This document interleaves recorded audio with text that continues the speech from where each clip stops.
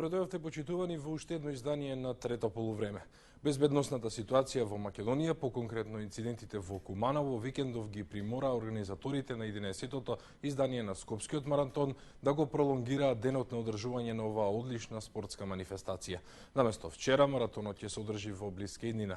Вчера во раните утрински часови, во чест на загинатите припадници на безбедносните сили на Министерството за внатрешни работи на Република Македонија, повеќе од 1000 маратонци истрчаа почесен круг. Една минута молк и апел до сите, дека трчаме за да покажеме дека има љубов во оваа земја.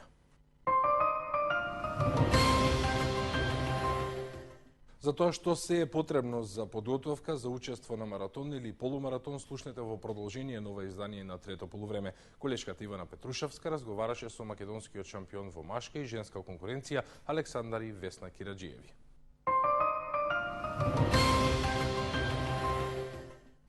Александар и Весна, дефинитивно синоним за овој скопски маратон. Од година в година се поголема и посериозна манифестација во главниот град.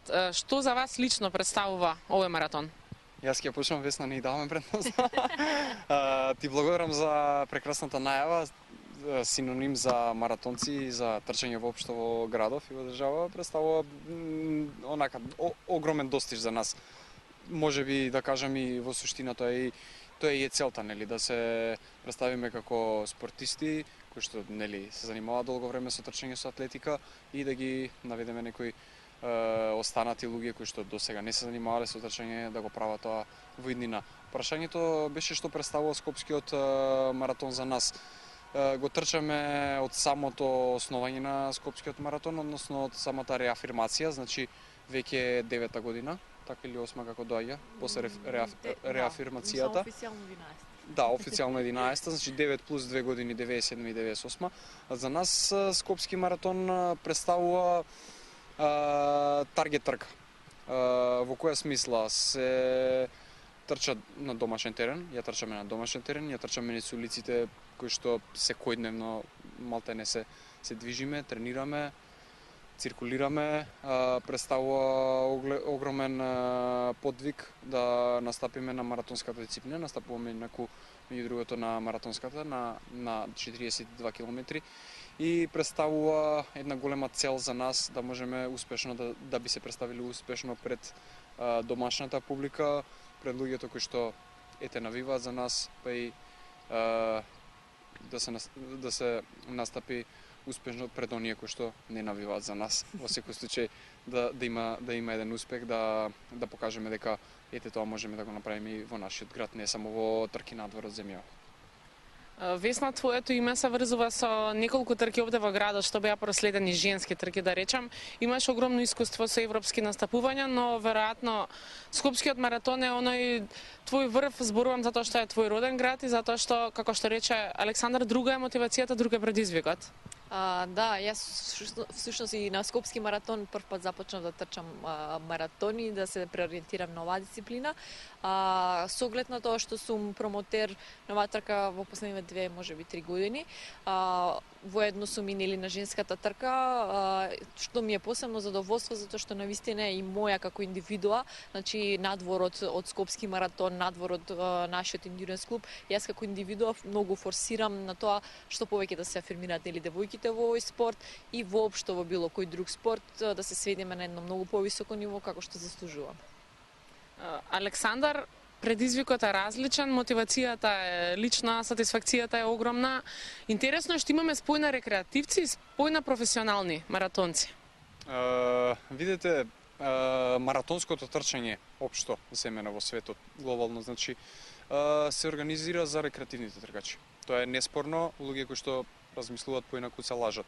Значи масата маратонци ја чинат 99 и кусур рекреативци, останатите професионални елитни маратонци, се не е многу малку, да речеме 50-тина, 100-тина можеби професионални атлетичари кои што се нели по покана, кои што се платени, кои што бркаат некоја премија, награда, пласман, резултат, рекорд и така натаму. Рече спој, да, спој, истото се случува и во Скопје.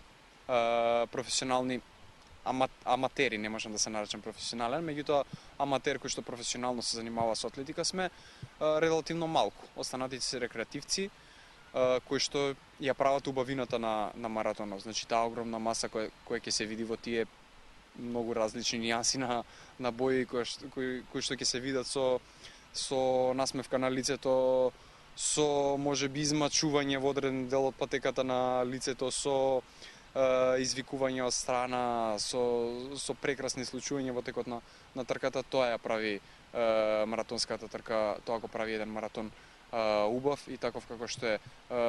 Тој го чини спојот, нели, малку професионални атлетичари наспрема многу рекреативни атлетичари, тоа е вистински спој, тоа е маратонот. Весна, заедно со вашиот брат сте постојано доле на патеката. Вие сте активни во текот на целата година, но што е со оние останати луѓе кои веројатно се консултираат со вас, бараат ваша помош, ваши инструкции, ваши упатства? Еве едно тело колку треба да е физички подготвено, колку време треба да се работи за да се биде спремен да се истрчи еден маратон на 5 км, на 21 км и оној најпрофесионалниот? Вака прво мала корекција, значи маратон е една дисциплина, тоа е само 42 км, другото е полумаратон, 21 км и се останато се трки, како кај нашто е трката нели на 5 км, која што е наменета конкретно за рекреативните тркачи. Јас работам нели воедно во мојот клуб Endurance MK како тренер и се почесто, значи се повеќе се јавуваат заинтересирани кандидати и сите ги советувам, значи пред се да работат индивидуално на нивните способности, така ги адаптирам јас конкретно тренинзите, значи не ги ставам сите во иста група почетници, кои се рекреативци, кои по професионално сака да се занимаваат, кои сака да трчаат трки, кои не. Значи тоа им е главната цел, значи да ги советувам да постепено почнат да работат на себе и да ги мотивирам. Сега конкретно за еден еве баш ако е за цел маратон, бара доста подготовка, посебно ако бркате резултати. Јас не би препорачала помалку од 6 месеци тренирање, за рекреативно може, значи 5-6 месеци тренирање по 2-3 пати неделно, мислам дека ќе дојдат до доволно солидно ниво за да можат еден маратон да истрчат, додека за оние рекреативни пократки дисциплини како 5 км, 10 км кои што се рекреативни, може и помалку, нели, и за 2-3 месеца веќе може да бидат подготвени за трка. Александар, надминување на сопствени лимити од година в година, поголема мотивација, поголема желба, надминување на себе си. Да, убаво кажа, од година во година поголема мотивација, со самото тоа што ќе влеземе едноставно во тој џубокс во таа игра на резултати, апетитите се повеќе растат. Маратонот ми се случи мене за прв пат пред 2 години, меѓутоа еве досега имам 4 трки, 4 маратона се извинувам. 2 од нив ми беа на Скопскиот маратон, се извинувам 5. 3 од нив ми беа на Скопскиот маратон, 2 ми беа едниот во Eindhoven во Холандија, пред 4 недели на маратонот во Милано, каде што го истрчав и резултатот кој што одамна не е истрчан во Македонија повеќе од една декада, 2 часа и 38 минути. Атакувам на се повисоки резултати, повисоки цели како одминува времето, како се запознавам со своето тело и со своите капацитети, со своите потенцијали.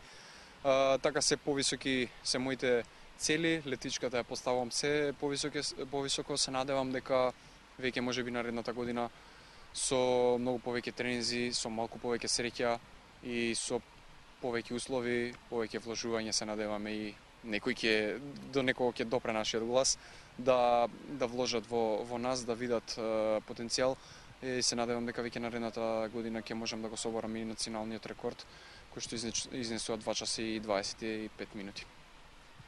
Весна, одиме ли организацијски напред, држиме ли чекор со другите европски градови? Се чувствува напредок од година во година, барем од наша страна новинари и оние обични гледачи, интересот е се поголем и поголем, овој најмасовен оваа година. Има и некои интересни детали на фотографии, на мотивации, тимбилдинг моменти? Да, има се повеќе. Оваа година се повеќе од 7000 пријавени.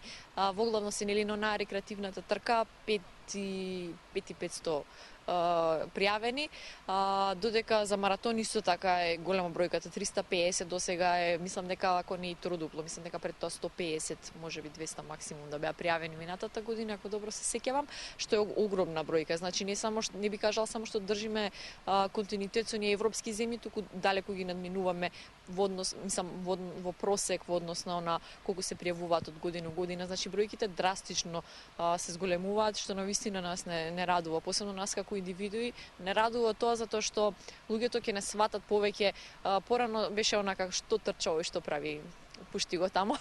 А вака кога ќе трчаат, кога самите ќе го почувствуваат, ќе почувствуваат енергијата на тренингот, самите ќе знаат што всушност ние правиме, колку вложуваме, кои ни се границите, ќе го вреднат нашиот резултат, мојот рекорд, државниот првак Александар ќе го вреднуваат и неговиот резултат кој што веќе одамна, како што спомна, го нема никој истачано. Така да, колку повеќе се зголемува бројката, толку и нас тоа ни оди по прилог. Александар, што движи напред? Физичката подготвеност е апсолутно пресудна, но тука е и умствениот момент, психолошката мотивација. Се фокусираш на една работа, додека трчаш, ти минуваат разни мисли низ главата? Да, тоа е така наречени, Весна го има споменато во еден пост на нашиот сајт indunets.mk. Додека трчаш, вела дека умот ти е во некој monkey mind го нарекуваат, односно се случува нешто што како мајмунот да рипа од гранка на гранка и безцелно негде оди, така и мислите рипаат како мајмун од гранка на гранка и постојано скокаш од тема во тема, дури си решаваш и некои проблеми, било од која сфера во животот си ги решаваш проблемите, така што да, менталниот склоп е исто така игра огромна улога за маратонското трчање, можеби ќе речам дека и пресудна улога, особено во втората половина, односно во третата четвртина од трката, некаде после 30-32 километар, кога веќе телото почнува да станува непослушно, кога се троши гликогенот од гликогенските депоа, кога почнува да стануваш се поуморен, во тој момент пресудна е нели менталната сила, односно на што веќе многу пати сме го повториле на тренинг, сме го повторили и повторно, за да знаеме дека да, свесни сме на 30-тиот километар, 32-тиот, 28-тиот, 35-тиот без разлика, ќе удриме во одзид, тоа е маратонски термин, или hit the wall, удирање во одзид. Да, можеби ќе се случи тоа, можеби не, можеби ќе не прескокне тоа, но сигурни сме дека ќе наидеме на потешкоти после тој километар и дека до крај ќе биде вистинската мака и дека треба да го постигнеме, да го постигнеме резултатот, да продолжиме во ист ритам, да се обидеме да продолжиме во ист ритам без разлика што и да се случува со нашето тело. Затоа разумот не за џабе и имаат кажано дека нели животот е маратон, односно треба да се справиме со пречките кои што ни престојат и кои што долгорочно не потиснуваат, не само на кратки стази како што е на пример 100 метра.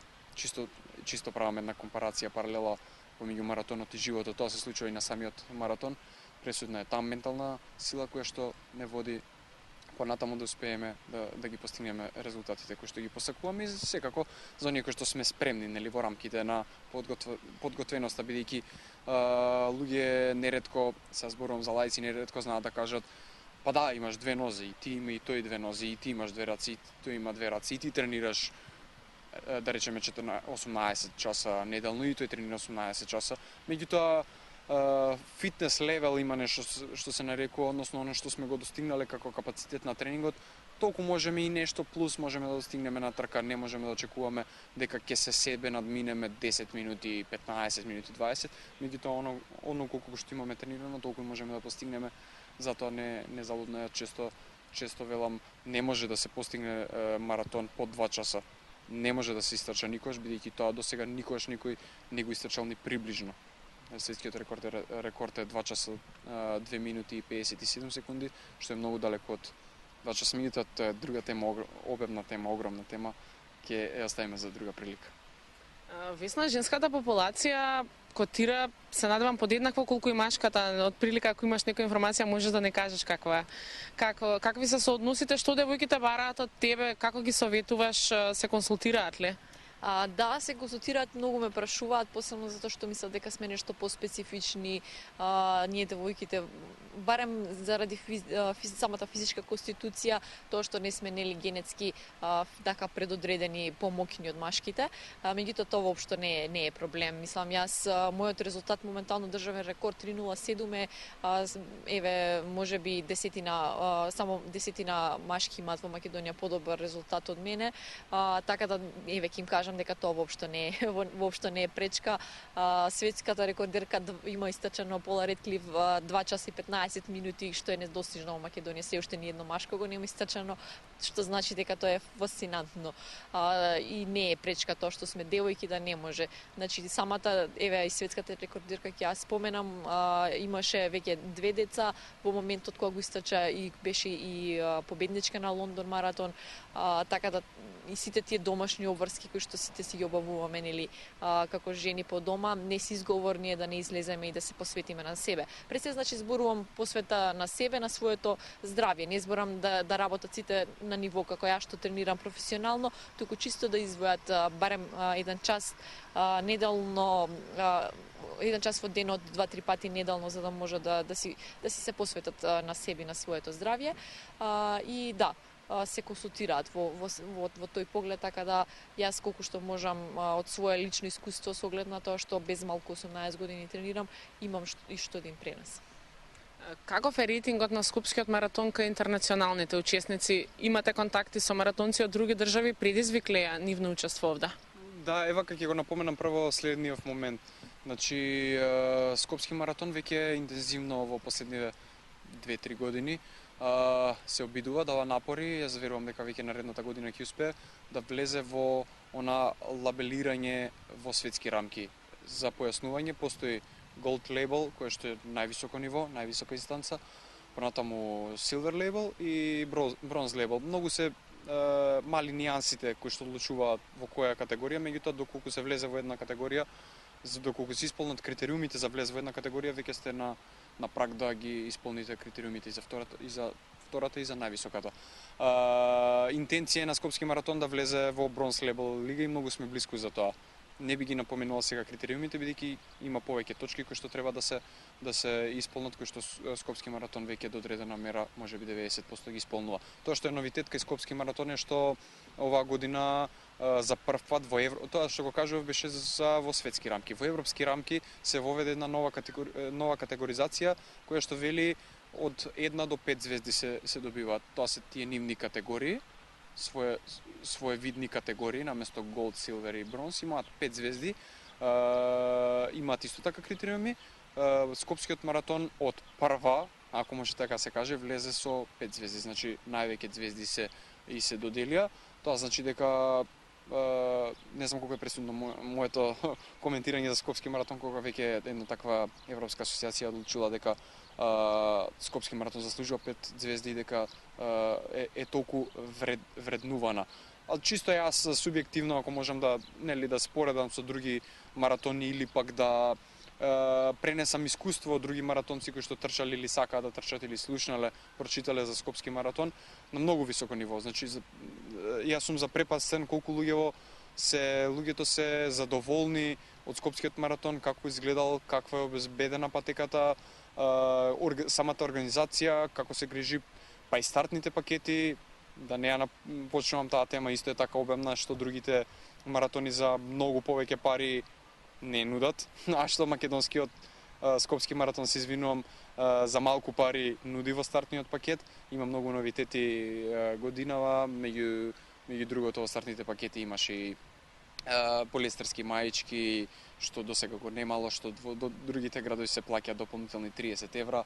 Има секој учесник добива видео со секвенција од делови од патеката каде што снимено, има штафетен маратон, има пейсмейкери, има многу новитети, има за прв пат имаше експо на Скопскиот саем, значи нешто што за луѓето што не беа и што не знаат како да изгледа. На самиот Скопски саем една цела хала беше резервирана за Скопски маратон, за подигнување на стартните пакети, стартните броеви и за презентација на спортски брендови за исхрана, брендови за ортопедски помагала и така натаму. Што би им препорачале на сите оние кои оваа година останаа пасивни, да им дадеме мотивација за следната? Па тие што стана пасивни веројатно не знаат што пропуштиле. Ние само ќе ги измотивираме барем еднаш, два пати да излезат неделно да пробаат што е како е, затоа што навистина е заразно. Кој почнал, сите останале, се задржале. Нема, знам дека претежно тие што не ни почнале викат не можам јас да се потам, не е трчањето за мене, не се чувствувам комотно, не сум многу добра во тоа да го правам јас трчањето. Тоа се некој вид на изговори, не може да излезат од дома. Значи, барем да се натера да пробаат еднаш два пати, навистина е една многу позитивна навика, зараза и е пред се добро со самите себе. Ќе го искористам вашето присуство пред крај да ве прашам кои се и вашите следни планови по овој скопски маратон. Со скопски маратон ја закружуваме првата полусезона за 2015 година, бидејќи и искрено кажано сме доста истрошени, 2 маратона во една полусезона е многу. Многу е тоа, значи ова не е трка на 100 метра, па секоја недела, секој викенд да се трча. 2 маратони, Миланскиот маратон и Скопскиот маратон, сме премногу изморени, завршуваме тука за оваа полусезона, наредната полусезона која што е есенска, бидејќи така се делат на пролетни и есенски. Полусезони маратонски, планираме секако маратон надвор од Македонија. Најверојатно тоа би било во Холандија. Големи се шансите да го повториме маратонот на кој што бевме минатата година, односно Еindhoven, бидејќи таму забележавме минатата година дека има оптимални услови за постигнување резултати, има брза патека, рамна патека, има убави климатски, амбиентални услови, има здрава, јака конкуренција која што може да група да те повлече за резултат и таму ќе атакуваме на силни резултати и како еден огромен фактор кој што нас игра улога, за жал не е кај професионалните спортисти, тоа што Визер собраќа во Eindhoven, па можеме да се упатиме со летовите кои што ни се достапни, нели, за ниски цени до посекуваната дестинација. Тоа е тоа. Да ја чуеме и Весна. Да, воглавно ни се заеднички плановите со оглед на тоа што сме нели дел од македонската атлетска репрезентација. Имаме некои веќе најави од репрезентација дека има шанси да бидеме дел на Европскиот куп на 10.000 метри во Италија. Тој се склучува веќе во јуни. Меѓутоа се уште ништо не е потврдено и така во едно исчекување сме од таа страна и после тоа следува и она вид на мала олимпијада, односно европските игри, кои што ќе се одржуваат во Баку оваа година и за тоа се уште немаме никаква потврда, меѓутоа прелиминарно сме дел од овој тим, така да ќе ни биде уште една значи гордост да представуваме Македонија и да ги браним боите таму, па се надевам и на некој рекорд, ќе видиме. Ви благодарам на двајцата за позитивната енергија, да останете активни, ентузијасти и да чекорите само напред и во иднина. Ви благодариме и ние. Благодариме и ние за прекрасната најава, уште еднаш ќе ти заблагодарам и за секако за промоција на нашите резултати и за она што не очекува во иднина. Благодарам. Благодарам уште еднаш.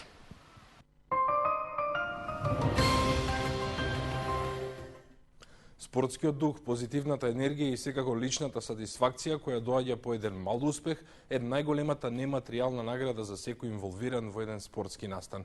Скопскиот маратон допрва ќе се одржи во нашиот главен град, а до тогаш со помош на советите од Весна и Александар можете да ја подигнете формата пред официјалното учество во трката. Ви благодарам на вниманието и ви закажувам следна средба за 7 дена во истото време на 24 вести. До тогаш пријатно.